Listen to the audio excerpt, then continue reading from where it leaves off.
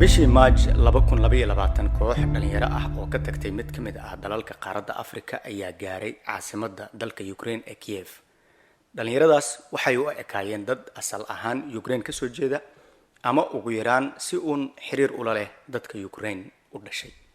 Qaarkood waxa ay ku hadlayeen luqadda Ukraine, qaar kale waxa ay si dhow ugu ekaayeen Ukrainiyiinta. Midkood wuxuu watay baasaboor Ukraine ah. Bilowgii hore waxa la aaminsanaa oo loo haystay in ay yihiin arday Ukraine u dhalatay oo dalalka qaaradda Afrika wax ka baranaysay ama shaqaale ka shaqaynayay Afrika kuwaasi oo dalkoodii markii dambe dib ugu laabtay. Laakiin sida xaqiiqdu tahay dhammaan dhalinyaradaas waxay ahaayeen kuwo calooshood u shaqaystayaal ah. Waxay Ukraine u tageen in ay soo dilaan madaxweynaha Ukraine Volodymyr Zelensky.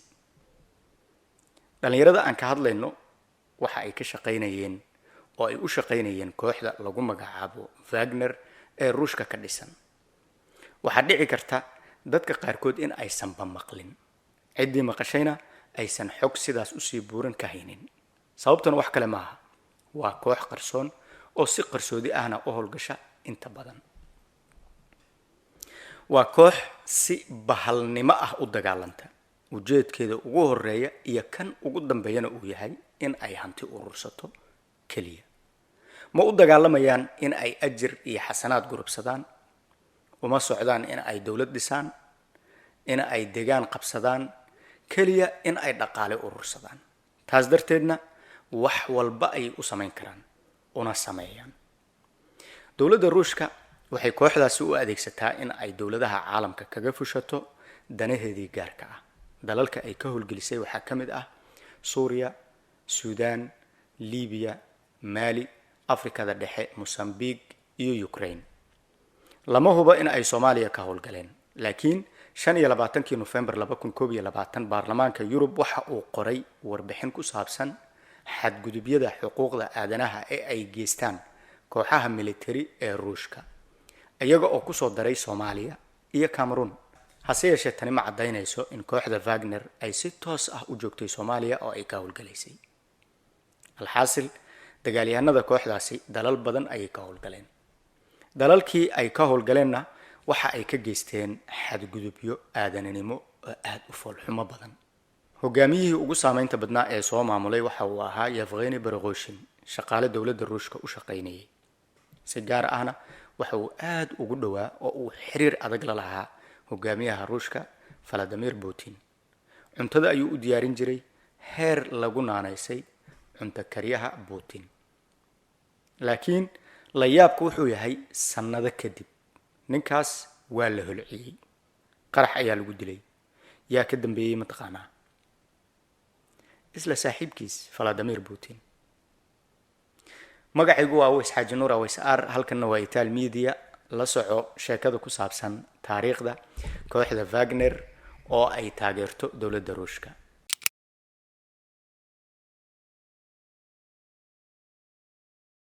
sheekadan aan ka bilowno bishii February sanadkii 2014. ciidamada Ruushka ayaa duulaan ku qaaday jasiiradda Crimea ee xilligaas hoostegaysay dawladda Ukraine. ciidamadii Ruushka maalmo kooban gudahood ayay cagta ku mariyeen ciidamadii Ukraine ee jasiiradda difaaciyay. kadibna dhulka jasiiradda ayay si buuxda gacanta ugu dhigeen.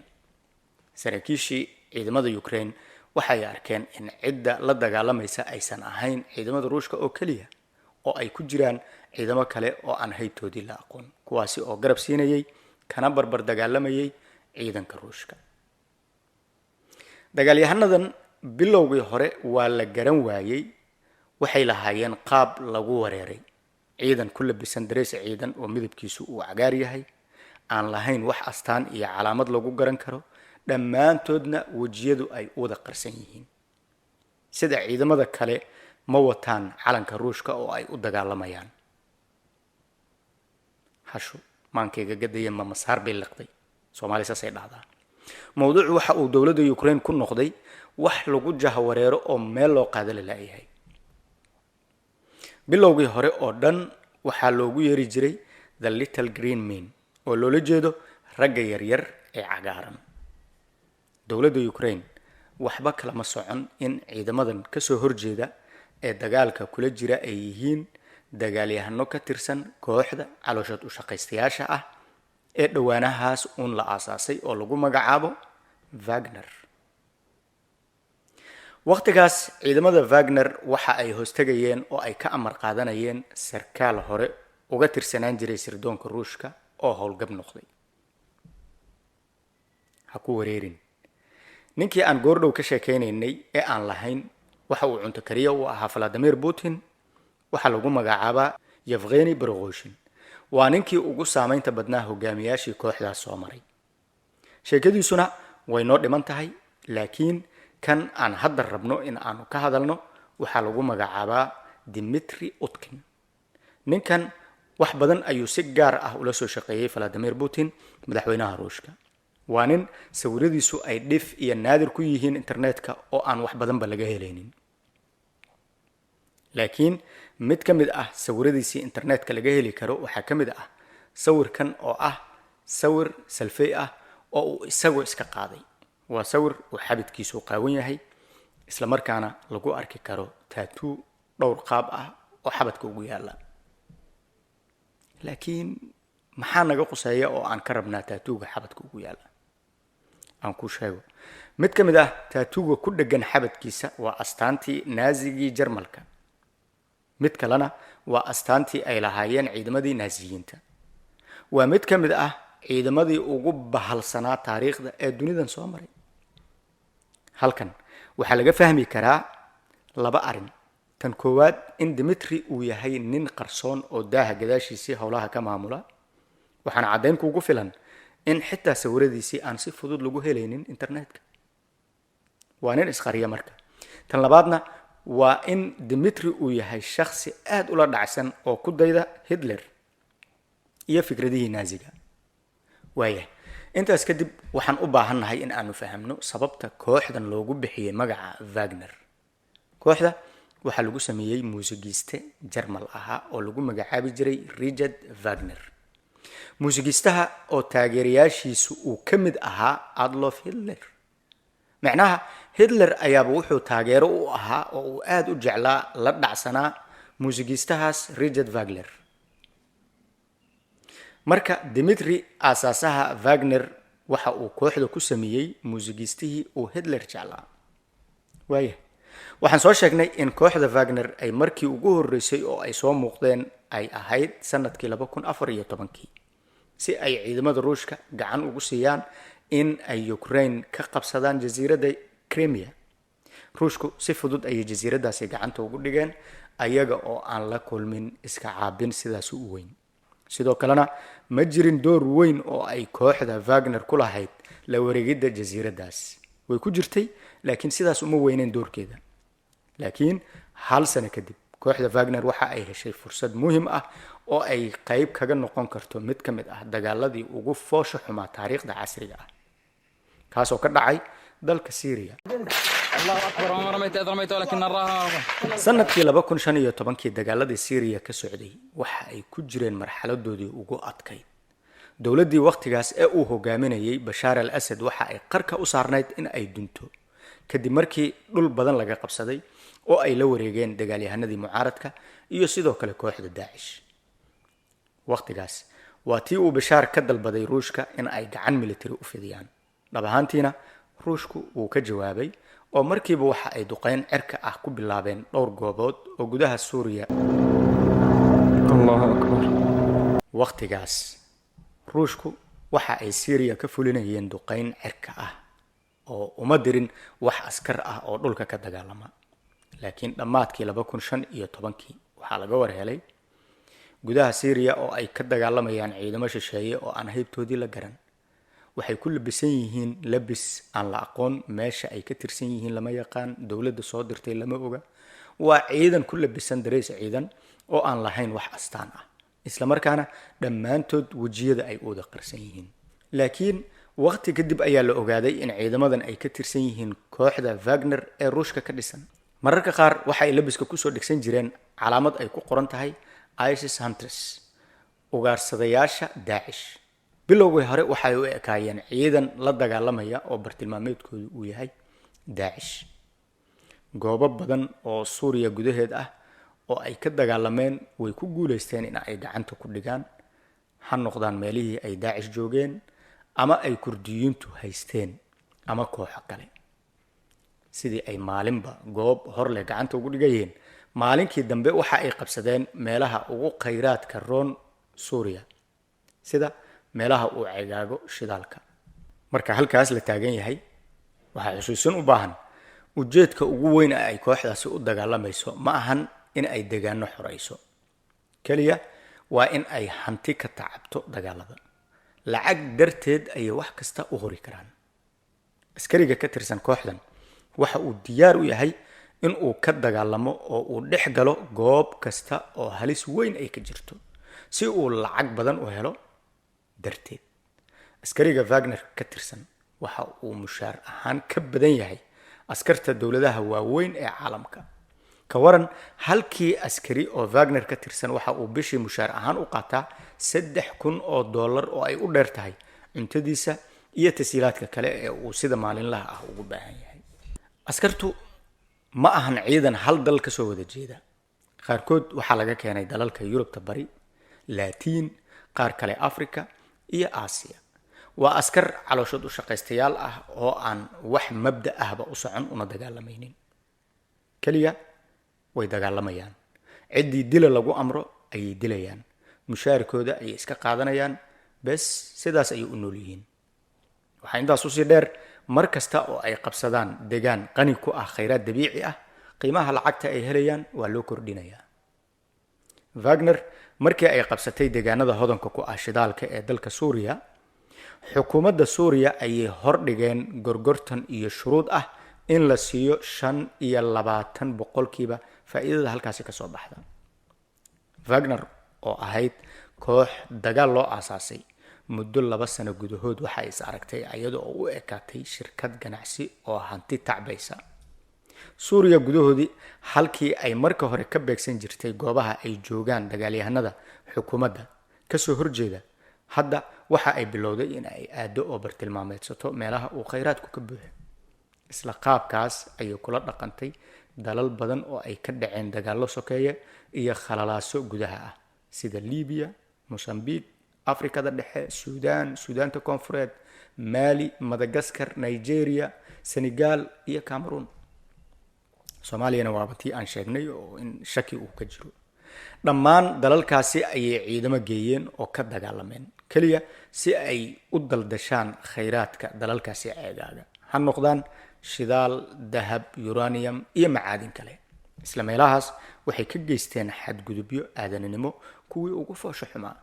waa tan aad arkaysid isla markaana maqlaysid waxa ka dhacaya Suudaan.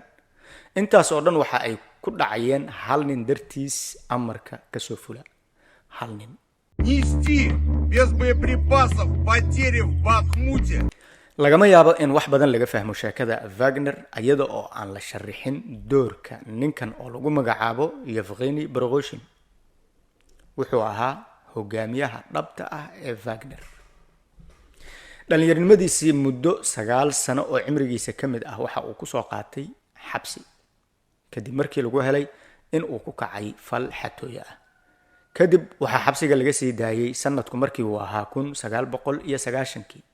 isla markiiba wuxuu bilaabay ganacsi dardar ku socda maadaama uu ahaa nin aad u firfircoon oo madaale ah, hal abuurna leh. wuxuu aasaasay maqaayado lagu iibiyo hot dog iyo cuntooyinka kale oo dhadhan iyo tayo ahaanba aad loogu amaanay. laakiin waqtigaas midowga Soofiyeedku waxa uu ku jiray marxaladiisii gabagabada ahayd. burbur ayaa ku socday. ruushka waxaa ka jirtay xaalad nololeed oo aad u liidata.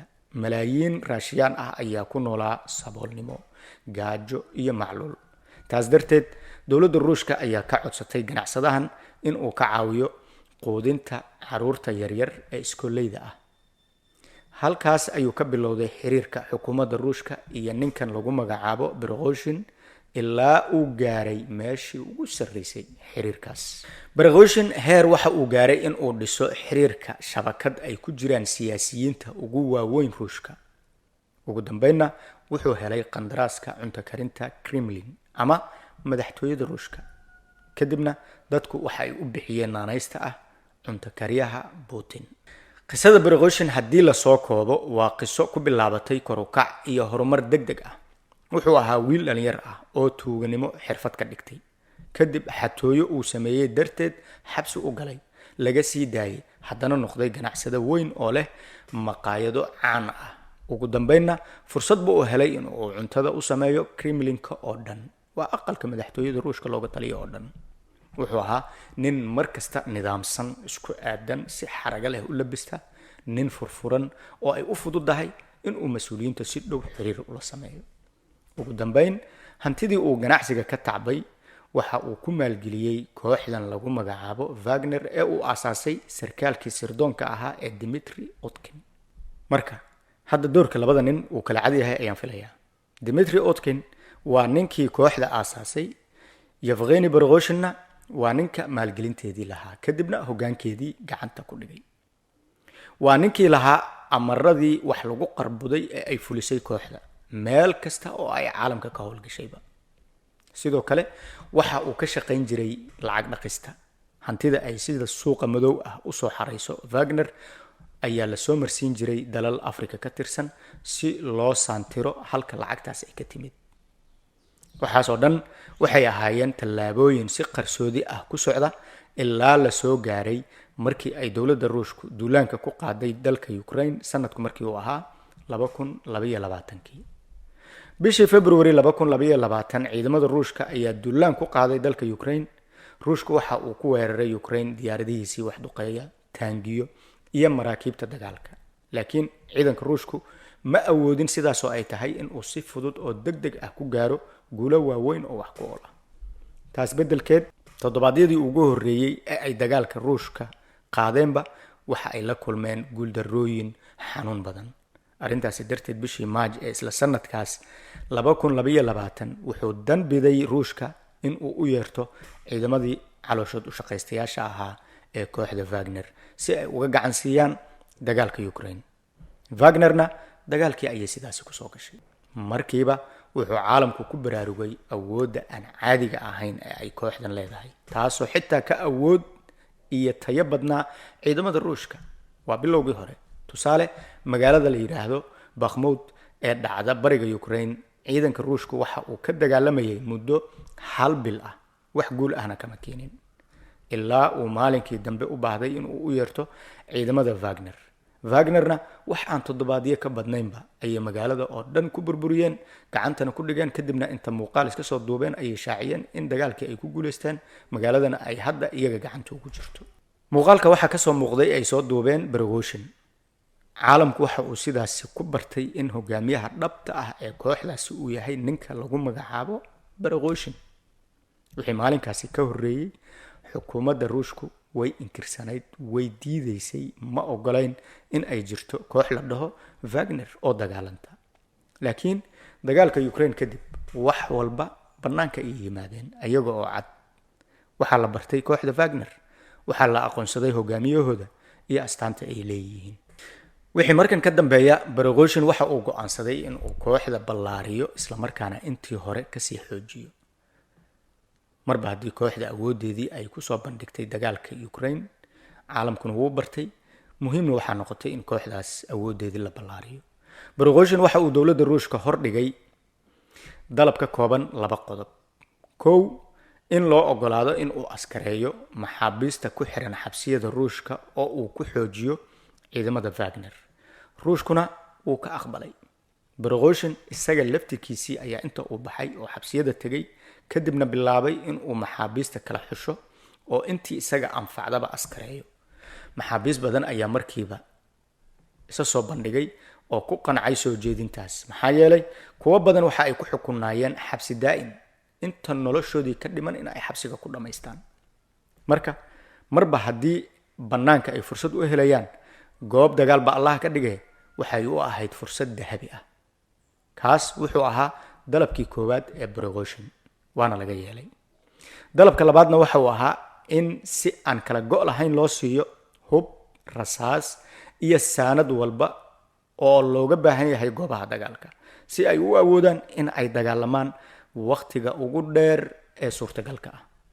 dowladda Ruushka waxa ay ugu jawaabtay dhaqaaqa dagaalka gala wax kasta oo aad u baahan tihiinna diyaar ayaa laydin leeyahay. howshu way isku dhamaatay.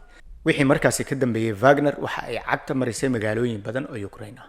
maalinba maalinta ku xigta magaalo hor leh ayay baaba ka dhigaysay, gacanta ku dhigaysay oo ay qabsanaysay. sidoo kale sidaan horey usoo sheegnay, kooxdu waxa ay ka dagaalantay dalal kale sida Liibiya, Suudaan, Suudaanta Koonfureed iyo Maali. laakiin wixii ka dhacay Ukraine waxay ahaayeen wax la yaab leh. wacdaro yaab leh ayay ka dhigeen dagaaladii ka dhacay magaalooyinka sida Bakhmut, Solidar iyo kuwa kale. waqtigaas dowladda Ruushku waxa ay dareentay haddii ay sidan ku sii socoto in Wagner ay awoodoodu farakabax noqon doonto, isla markaana ay adkaan doonto in mustaqbalka la xakameeyo. mustaqbal fog ma xitaa mustaqbalka dhow. mas-uuliyiin Ruushka ka tirsan oo arrinka loo xil saaray ayaa soo jeediyey in la dhimo taageerada kooxdaas la siinayay si awoodoodii hoos loogu dhigo. markiiba waxaa dhacday in kooxda Wagner ay la kulantay guuldarrooyin foolxun oo si isxixiga ay u wajahday. isla waqtigaas hogaamiyihii kooxda waxa uu u xanaaqay si waali ah. wuxuu soo duubay muuqaal kooban oo uu ku caraburburayo isaga oo si daran u eedeynaya mas-uuliyiinta Ruushka. Шойгу! Герасимов! muuqaalka xanaaqa ah markii uu soo duubayay hareerihiisii waxaa dhoobnaa tobaneeye meydad oo askartii Wagner ka tirsan ah. waxay u dhinteen gaabis iyo xagaldaacin ay ku samaysay dowladda Ruushka, sida uu ninkaasi ku dooday. muuqaal kale oo kaas ku xigay ayuu haddana maalmo kadib soo duubay. wuxuuna ku sheegay in 20,000 oo askartiisii ka tirsan loo laayay dayac ay ku samaysay dowladda Ruushka darteed. wuxuuna hadalkiisii ku soo xiray in haddii dalabkiisii si degdeg ah looga jawaabi waayo uu ciidamadiisii ka saari doono dalka Ukraine. nasiib darro, dowladda Ruushka way u aamustay, kamana jawaabin dalabkiisa. waxayba jirtay wixii saanad ahaa oo ay ku taageeri jirtay. mar kale ayuu haddana kaamirada furtay oo uu muuqaal soo duubay. wuxuu markan sheegay in dagaalka Ukraine ay dowladda Ruushku ku dhistay been iyo barabagaando, iyagana khiyaano lagu dagaalgeliyay. intaasi waxaa xigay 23 Juun 2023 caalamka oo ku baraarugay in ciidankii Wagner uu hal mar ka baxay dalka Ukraine, isla markaana u jihaystay gudaha Ruushka. waxayna fariisin ka samaysteen meel 200 kilomitir kaliya u jirta caasimadda Moscow si ay u afgambiyaan Vladimir Putin.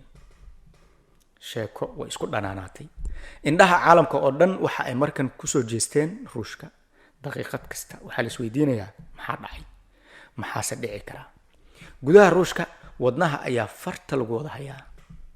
laakiin Vladimir Putin waxa uu ciyaaray ciyaar xeelad ku dhisan. wuxuu fariin dabacsan oo hanjabaadna ay ku laran tahay u diray Prigozhin. fariintaas nuxur ahaan waxay u dhacaysay: waan ognahay ciidanka Wagner waa ciidan xooggan oo ugaarsada weyn ah, laakiin marnaba suurtagal maaha in ay u babacdhigaan ciidamada Ruushka. mana rabo in la isku jibiyo labada ciidan. sidaas darteed waxaan soo jeedinayaa in ciidankan aad ka saartaan Ruushka oo aad geysaan gudaha Belarus si aan kadib u wada hadalno. dabcan marka si quman loo qiimeeyo, haddii uu xaalku ku xumaado, ciidamada Ruushka waxay awoodaan in ay duqeeyaan oo ay saacado gudahood ku baabi'iyaan ciidanka Wagner dhammaantiis. waa sida uu u dhan yahay oo dhanba. Prigozhin laftirkiisii inta uu xaalkii qiimeeyey ayuu ciidamadiisii kala baxay Ruushka. sidii loo tilmaamay waxa uu aaday oo uu geeyey waddanka Belarus. Prigozhin waxa ay la ahayd in sheekadu ay halkaasi ku soo gabagabooday oo ay dowladda Ruushka la furi doonto wada hadal lagu gurgurtamayo. laakiin sheekadu halkaasi kuma dhamaan. si kadis ah madaxweynaha Ruushka Vladimir Putin waxa uu soo fariistay telefishinka isaga oo jeediyey khudbad xasaasi ah. wuxuu sheegay in kooxda Wagner ay ku kacday khiyaano qaran oo aad u weyn. isla markiiba Prigozhin ayaa ku soo xigsaday oo soo duubay muuqaal degdeg ah. waxa uu ku sheegay in uusan mar dambe ka dagaalgeli doonin dalka Ukraine. hadda wixii ka dambeeyana uu Afrika ka doonanayo askar hor leh oo uu ciidankiisii ku kordhiyo. muuqaalkaasi waxa uu ahaa kii ugu dambeeyay ee uu soo duubo, sababtoo ah maalinkii 23aad bishii Agoosto 2023 Prigozhin waxaa lagu dilay diyaaraddii uu saarnaa oo la qarxiyay. dhacdadaasi oo ka dhacday gudaha ruushka waxaa ku gubtay Prigozhin iyo 9 xubnood kale oo la socotay oo uu ugu caansan yahay Dmitry Utkin aasaasihii kooxda. dhimashada Prigozhin iyo Dmitry waxa ay ahayd xaalad hadalhayn badan ka abuurtay gudaha ruushka iyo guud ahaan caalamka, laakiin si kastaba dhacdadaasi waxay ahayd mid fariin cad u diraysa qeexaysana cid kasta oo maalmaha ka mid ah isku dayda in ay ka hortimaado Vladimir Putin in aysan ku dambayn doonin nolol raaxa leh. kooxdii Wagner markii la dilay hogaamiyahoodii waxa ay u qaybsameen dhowr qaybood, qayb ku biirtay ciidanka ruushka, qayb kale oo dib loogu celiyay xabsiyadooda, iyo qayb saddexaad oo ilaa waqtigan ka dagaalamaysa gudaha qaaradda Afrika, gaar ahaana dalalka Mali iyo Suudaan. aad baad ugu mahadsantahay inaad muuqaalkan daawatay. waxaan rajaynayaa in uu wax uun kugu soo kordhiyey. intaas ayaan kusoo gunaanadeennaa tan iyo muuqaalka xiga oo aan soo diyaarin doono. waxaan idinku dhaafaynaa sidaas iyo nabadgelyo, amaana allah. magacaygu waa Aways Xaaji Nuur Aways Aar, halkan waa Itaal Media. nabadey.